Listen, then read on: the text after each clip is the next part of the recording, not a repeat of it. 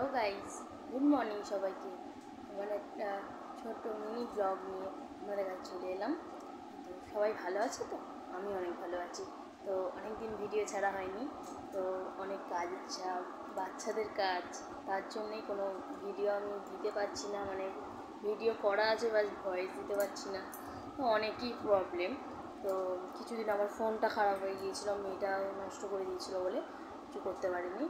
তো আবার একটা ছোট্ট ব্লগ নিয়ে আমাদের কাছে চলে এলাম। তো আজকে আমি একটা মাছ কাটবো।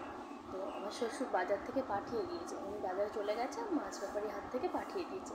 তো মাছটা কাটবো, কত বড় মাছটা পাঠিয়েছে সেটাই আপনাদের সাথে শেয়ার করবো। চলুন দেখি কী হচ্ছে, কত বড় মাছটা পাঠিয়েছে সেটাকে কাটবো। তো এদিকে মা ধান সিদ্ধ করছে। তো দেখো ওদিকে ধান সিদ্ধ করে, মানে আমাদের তো চাষের তো ধান সিদ্ধ করে তবে সেটা করতে হয়। তো তার জন্যে ধান সিদ্ধ করে চাল করে আনতে হবে, তবে খাওয়া। তো তারপরে এই মাছটা দেখো কত বড় সাইজের। তো মাছটা কাটতে বসেছি। তো কাটতে বসে বড় মাছ তো কাটতে বটিতে খুবই অসুবিধা হচ্ছে, তো তাও আস্তে আস্তে কাটছি। দেখো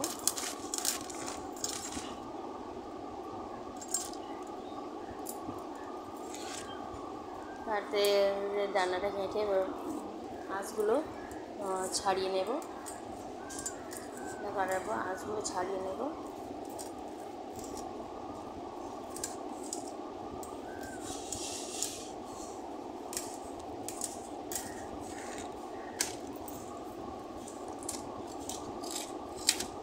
তো আঁশগুলো ছাড়িয়ে নিয়ে আপনাদের সাথে দেখা করছি।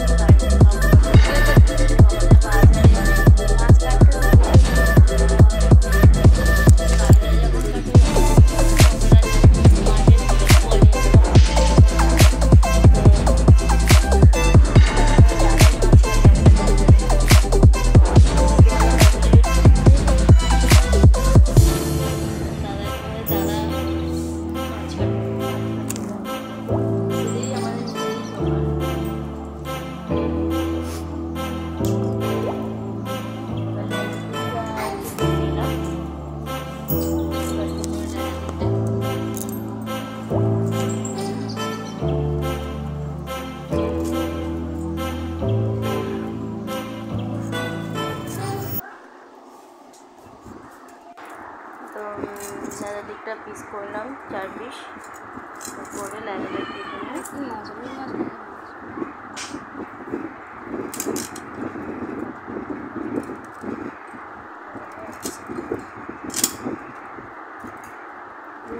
মাথাটা কাটবো, মাথাটা এতটাই শক্ত সম্ভব হচ্ছিল না। ওদের ফুলটা ফেলে দিলাম, ফুলকাটা না ফেলে দিলে ফুলকাতে তেল টানে, তো বড় মাছের ফুলকা খেতেও ভালো না।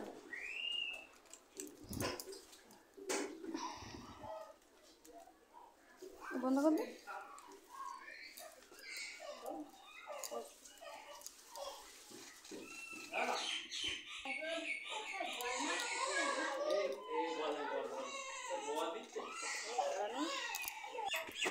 এবার মাথাটাকে হাফ করে নেব, মাথাটাকে কেটে নেব। তো মাথাটা কাটতে খুবই শক্ত ছিল মাথাটা, তো লাস্টে নোড়া আনতে হয়েছে, নোড়া দিয়ে ঠুকতে মাথাটা কেটে গেছে।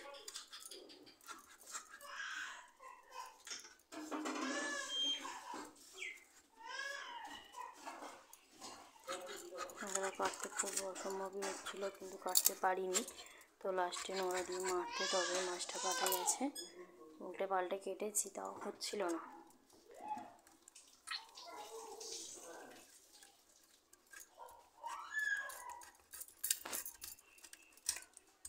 তো দেখো এবারে মুগুরি ইউজ করতে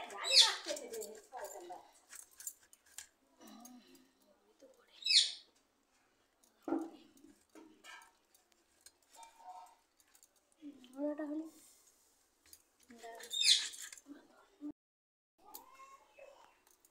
তো আর 10-12 কুচি মাছটা করেছিলাম,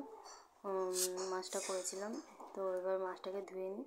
তো চলে এলাম স্নান টান করে। ব্লগটা যদি আপনাদের ভালো লাগে প্লিজ একটা লাইক, একটা শেয়ার আর একটা কমেন্ট করতে ভুলবেন না। ভালো থাকবেন, সবাইকে ভালো রাখবেন। টাটা।